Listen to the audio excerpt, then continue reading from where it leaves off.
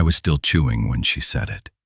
There was a small piece of kale stuck between my teeth, and I was mid-sentence talking to Brent about the parking meters on Elm Street, of all the stupid things. When Myra lifted her champagne glass, turned to the man beside her and slipped her fingers through as like it was nothing. Her laugh was timed, effortless, practiced. I didn't stop chewing right away.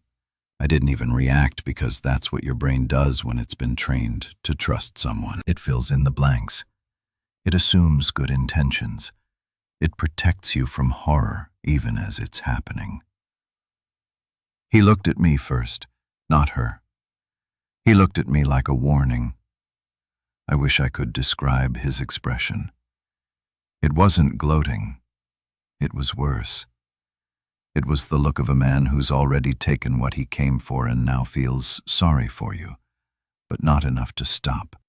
Myra turned back toward the table, glass still raised, and said to the entire room, "To freedom and fun and honesty." Her thumb rubbed across the back of his hand. Nobody clapped. Nobody laughed. The moment stalled in the air like the sound of a dropped fork. I think someone cleared their throat. I could hear the dishwasher humming in the kitchen like background music for a funeral. Myra looked straight at me, her lips curved like she was savoring something. "Relax, sweetheart," she said. "It's just one night." I didn't respond, not because I didn't have words, but because I had too many, and none of them could leave my mouth without unraveling something inside me.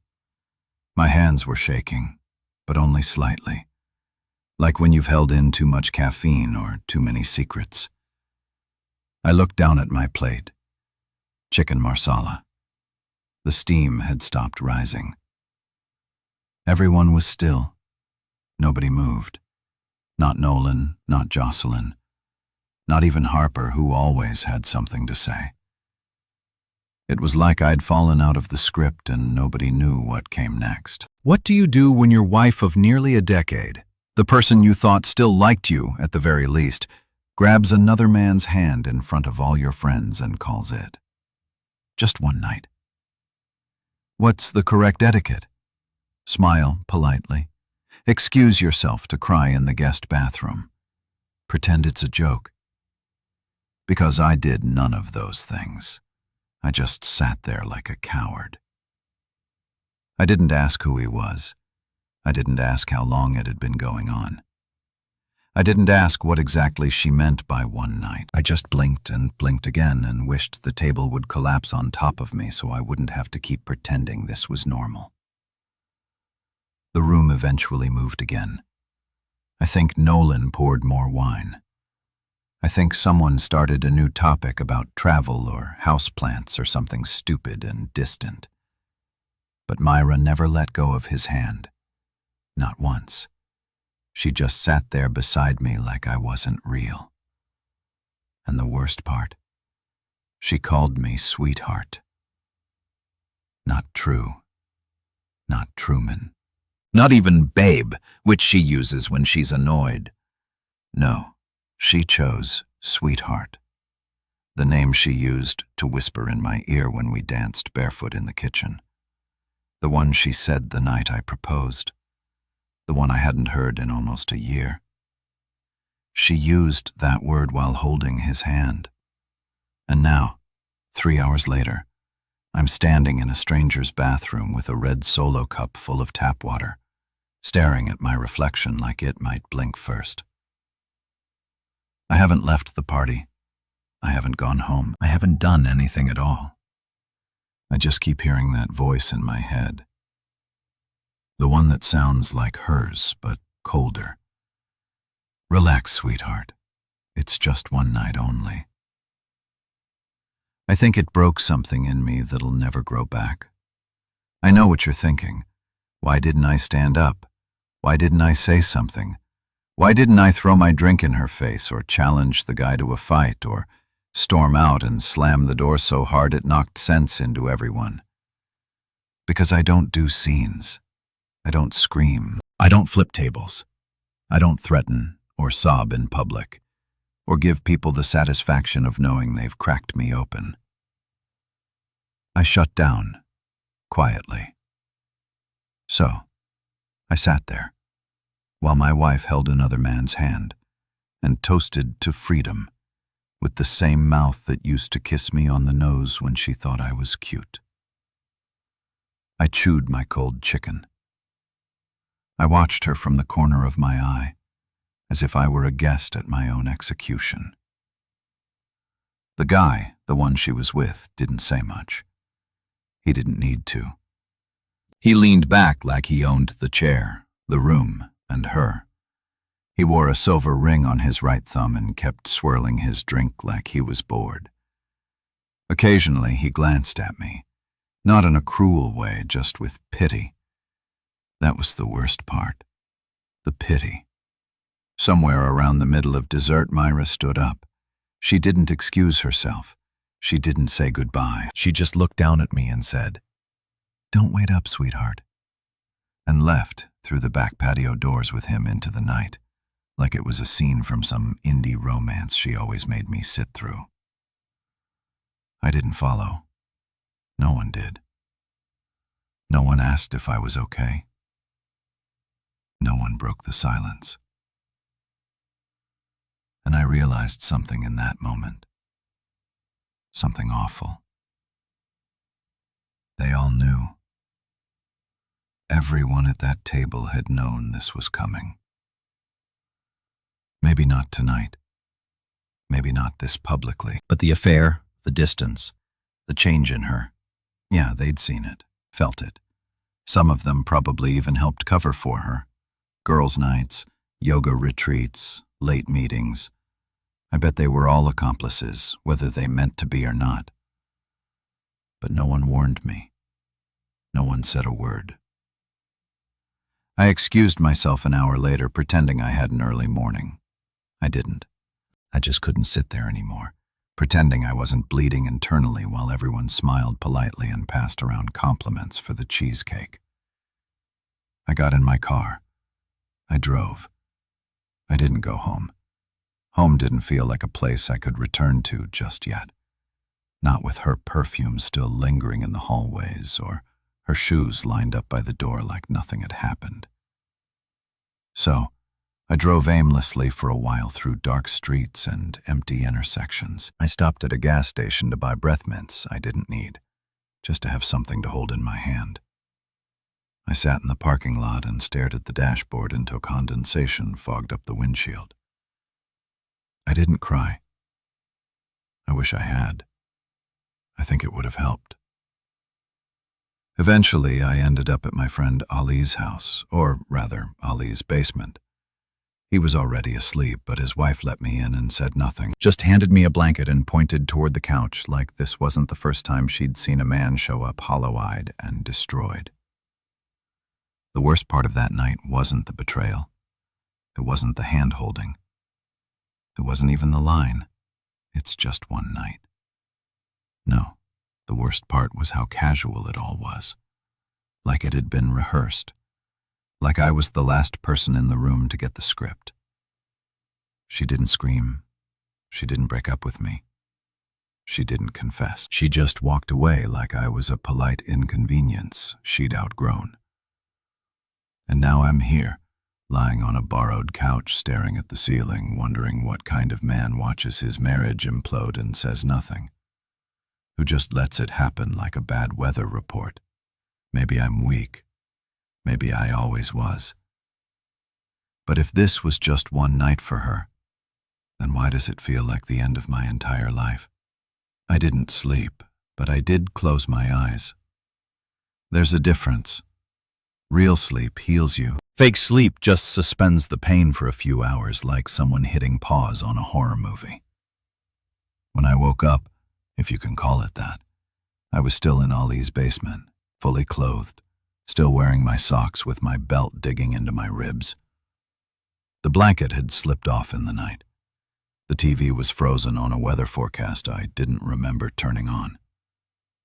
For a moment, I thought maybe it had all been a dream. That awful dinner, the hand-holding, that smirk. Her voice like silk over a blade. Relax, sweetheart. It's just one night. But then I saw my phone lighting up. One message from her. Myra. Hey, can we talk when you're ready? That's it. No apology, no explanation. Just a vague, distant ping from the other side of the wreckage. I didn't respond. I couldn't. My fingers hovered over the screen like they were scared to touch it. I locked the phone and set it face down on the coffee table. It vibrated once more, a call this time, but I let it ring out. I couldn't bear to hear her voice. Not yet. Not until I understood what any of this meant. Ollie came down about an hour later. He looked half awake, scratching his head and mumbling something about not expecting company. He offered me coffee. I nodded. We didn't talk about it right away. He sat beside me in his robe, sipped his mug, and stared at the muted news like we were just two guys watching stocks crash. Eventually he said, I heard about last night. Heard, not saw, not witnessed. Heard, which meant the whispers had already started. Was it planned? I asked him, my voice cracked. He didn't answer. That silence told me everything I needed to know. People had known. Maybe not details, but enough. Enough to look away. Enough to fake smiles at dinner parties and tell me I was lucky to have her. I started laughing. Not a real laugh. One of those broken, dry things that happen when the inside of your chest starts to collapse in on itself. Ollie looked uncomfortable, like he wanted to say something but didn't have the words. I don't blame him. What do you say to the guy whose wife openly humiliated him in front of a dozen people without blinking? She left with him, I finally said. Ollie nodded slowly. I don't know why that hit harder than it should have. Maybe because I was hoping he'd say, no, she came back, or she changed her mind, or she just wanted to make you jealous. But he didn't, because none of those things were true. She left and she didn't come back. I spent most of that day wandering, aimless again, like a ghost with errands. I walked the block around Ollie's neighborhood 4 times.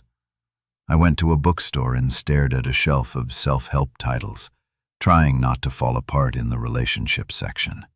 I ended up buying a notebook I didn't need just so I wouldn't leave empty-handed. I didn't go home, not yet. Instead, I drove to our favorite diner, the one with the bad coffee and the neon sign that always bust. We used to go there at 2 a.m. when we couldn't sleep, order pancakes and sit on the same side of the booth like teenagers. The waitress recognized me, asked, "Where's your better half?" before realizing. She covered quickly, but it was too late. The booth was empty, so I sat in it alone. I drank 3 cups of coffee and stared out the window as cars passed, each one taking someone somewhere that wasn't this place. A man came in with flowers. He was meeting someone. He looked nervous, hopeful, and I sat there thinking about the man from the party, the one whose name I still didn't know, the one who held my wife's hand and didn't flinch while she broke me in half with a sentence. What kind of person walks into someone else's marriage like that? What kind of woman lets him? I don't have those answers yet. Maybe I never will. But I do know this. When I finally walked into our house that evening, everything was in its place. Shoes, candles, pillows, her jacket on the back of the dining chair. The scent of her shampoo still clinging to the air like a memory trying to survive.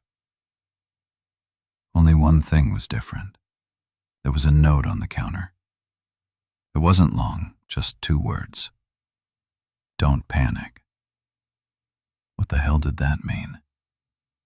I must have read that note 20 times. Don't panic. 2 words, no signature, no explanation, not even a smiley face, which honestly would have somehow made it worse.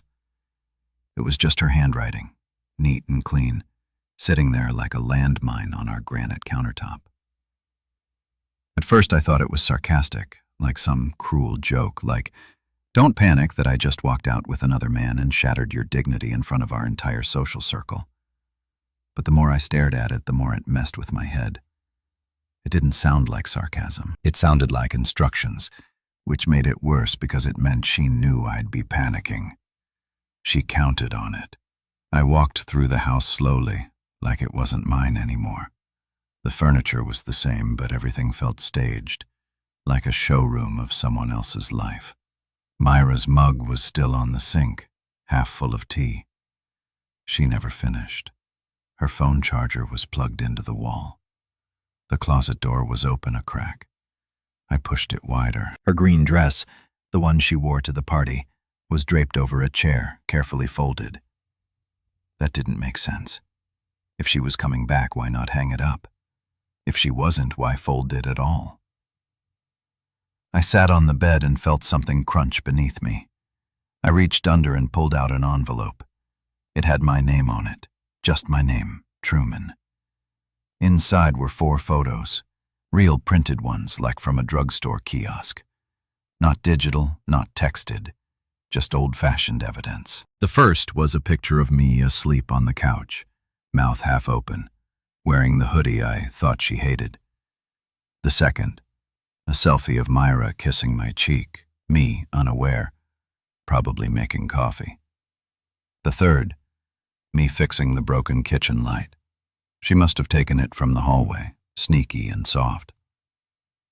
But the fourth photo wasn't of me at all. It was him, the man from the party, the man who held her hand. He was sitting alone at a park bench staring at a pigeon. Myra must have taken it from a distance. The angle was strange, almost cinematic. There was something scribbled on the back and pin. It started here. My stomach twisted. Started what? I stared at the photo like it might speak. The date on the back said December. That was 4 months ago. For months of late work, friend drama, and I'm just tired. I wanted to scream, but instead I just sat there, photos in my lap, note on the counter, trying to remember when I stopped being a husband and started being a placeholder. And then the door opened. Not the front one, the side door, the one by the laundry room. The one she always said felt more like home. I froze.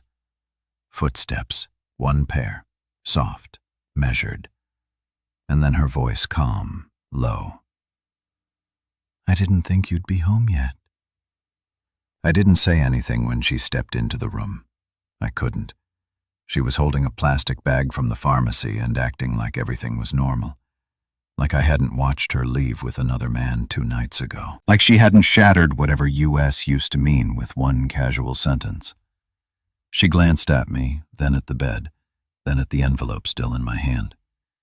I saw her eyes pause on the 4th photo, the one with him. For a split second, her expression cracked just slightly. Then she composed herself. I figured you'd find those. That's what she said. Not sorry, not, I'll explain. Just like it was part of the plan. I finally found my voice. Who is he? She took a deep breath and sat at the edge of the bed, not too close. She set the bag on the floor. It rattled. Something inside sounded like a glass bottle. His name's Felix, she said softly. He wasn't supposed to matter. I flinched.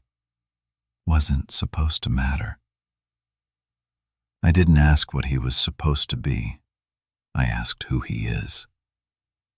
She looked at me then, really looked, not with guilt, but with something closer to weariness.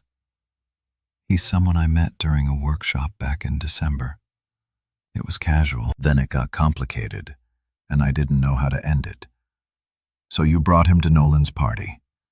Her silence was the answer. I stood up. My chest felt like it was caving in, like my ribs were trying to hold something in that desperately wanted to scream. Why? I asked. My voice wasn't angry, just broken. She blinked slowly. Her response came so quiet I almost didn't hear it. because I thought if I shocked you hard enough, you'd finally see it. See what? She looked down at her hands, then back up and said the one thing I never expected, that I'm already gone. I don't remember what happened after that, just flashes. Her walking past me, the door clicking shut behind her, the echo of that last sentence ricocheting in my skull like a warning bell. She didn't cry. She didn't beg.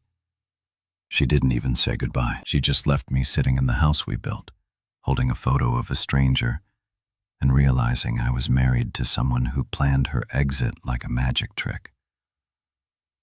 I didn't move for nearly an hour, just sat there on the edge of the bed, surrounded by her scent, by the stillness she left behind, by the echo of a woman who spoke as if she'd already been living without me long before she said it out loud.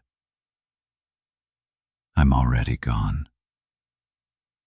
She was right. Myra hadn't been with me in months, maybe longer. I just didn't see it because I didn't want to. Or maybe I saw everything and pretended I didn't, like someone covering their eyes during a horror movie and convincing themselves that made them safe. Eventually, I stood up and walked the house like it was a museum. Her coat was still in the hallway, her keys still on the hook, drawers full of her things. Nothing looked missing, but something was definitely gone. I checked her nightstand, not because I had a reason, more like a compulsion. That's when I noticed it. A small black notebook. I'd never seen it before. I picked it up. Inside weren't diary entries, not exactly. They were observations of me. There were dates, times, comments like, Truman didn't notice my haircut again. He apologized for being tired again. I didn't respond. Sat across from him at breakfast and wondered what it would feel like to be invisible. Maybe I already am. My hands shook as I flipped through the pages. There were dozens of these entries, all calm, clinical. She had cataloged my indifference, my exhaustion, my absence. But here's the thing. I never meant to disappear. I was trying. I thought I was showing up, providing, supporting her passions, giving her space. I thought all of that meant love. But somewhere along the way, she started documenting the things I wasn't doing. And instead of talking to me, she started writing them down for herself, like she was building a case before even telling me she was unhappy. At the back of the notebook was a folded piece of paper, a flight confirmation, her name, 1 seat, departure, Saturday, destination, Portland, return, none. I sat on the floor for a long time after that. I didn't cry, not because I didn't want to, but because I didn't have the energy left to. Instead, I opened my phone and finally did the thing I'd been avoiding. I searched Felix Gray. Nothing. Then I tried Felix Gray Workshop Instructor, December Creative Retreat, California. And suddenly there he was, smiling in a black turtleneck, listed as a transformational speaker and intimacy coach. His website was all minimalist and vague quotes about personal truth and emotional alignment. His face was on every page, confident, serene, untouchable. I clicked on his calendar. That's when my stomach dropped. The retreat where they met, it wasn't in December. It was in October, for months earlier than she claimed. And it wasn't a workshop. It was a week-long overnight retreat for couples. So unless Myra went with a friend, or unless she had an imaginary husband, she went there with him. She lied to my face. Not once, not just at the party, but repeatedly, methodically. And the worst part? She left breadcrumbs on purpose. It started here, She wanted me to see it. She wanted me to feel it, like the pain was part of the message. I closed my laptop. My hands were numb. I didn't know what was more devastating, the fact that she fell in love with someone else, or the slow, artistic cruelty she used to unwrap it in front of me like a performance. Because now I couldn't even say it was betrayal. It felt more like design. I couldn't sleep again that night. I didn't even try. I sat on the floor of our living room with the black notebook beside me. The photos fanned out across the coffee table like evidence in a case I wasn't allowed to prosecute. I kept staring at that man's face. Felix, the supposed coach. His image burned into my brain like something I could unsee. I felt like I was losing my grip on reality. All I could think about was the retreat. 7 days, a remote property in the woods. Can-let-it sessions, emotional intimacy building. That's what his website called it. I imagined her there not in a rage or in secret, but in full daylight, laughing by a fire pit, holding his hand, sharing truths about me like I was just some outdated chapter in her life she'd outgrown. And then it hit me. She never intended to tell me anything. Not unless I made her. This was never going to be a confession. It was going to be a clean-cut, discreet, rehearsed, like a magician hiding the final move behind misdirection. But I had ruined the illusion by showing up in the wrong place at the right time. Or maybe the right place at the worst time. She could have left quietly. She could have made up a story, packed a suitcase while I was at work, said she needed space or gone to find herself. But no, she wanted me to see it. Not just the affair, the distance, the replacement. She wanted me to feel her absence before she even left, because people like Felix, they don't just take someone from you. They make sure you feel like you never really had them in the first place. Around 4 a.m., I got up. I wasn't thinking clearly. I just knew I needed answers. I drove. The roads were empty, the kind of silent where your tires sound louder than your thoughts. I drove across town toward the industrial side where Myra used to take pottery classes. I wasn't sure why I was going there. Maybe out of desperation. Maybe I hoped she'd be hiding there like an unfinished sculpture, waiting for someone to pick her up and make her whole again. But what I found was her car, not at the studio, at a 24-hour cafe a few blocks away, parked under a flickering street lamp, facing out like she was waiting for the night to be over. The engine was off. The windows, I pulled into a spot across the street and just sat, watched. She was alone. For 15 minutes I didn't move, just sat there and stared at the silhouette I used to know better than my own reflection. And then, to my absolute disbelief, she stepped out of the car and walked directly across the street toward me. I didn't even have time to react. She knocked on my window once, calm, controlled. I rolled it down. I figured you'd come looking. Her voice didn't shake. Mine did. You've been watching me? I asked, but I already knew the answer. She nodded. I wasn't ready for goodbye. Not until I knew what kind of ending we had. What kind of ending is this? She hesitated, then pulled something from her coat pocket and set it gently on my dashboard. A key. I'm not going back to the house, she said. I left everything that's yours. You won't hear from me again. That's it. She looked at me like she wanted to say more, but didn't. Instead, she turned and started walking back to her car. I didn't stop her. I didn't call out. I just stared at the key. Cold. Metal. Final. And for the first time in weeks, maybe months, maybe even years, I felt something shift. Not anger, not closure, just silence. The kind you only hear after someone's already gone. When her car pulled out of that lot for the last time, something strange happened inside me. I expected to collapse, to scream, to chase her, to cry like a child left behind. But I didn't. I just sat there watching her taillight shrink into the distance. And I realized I wasn't broken. Not anymore. Not fully. There was pain, sure, and silence, and a deep hollow ache that would probably live in my ribs for a while. But under that, something new had quietly taken root. Relief.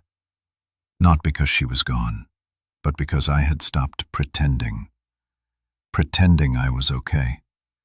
Pretending we were okay.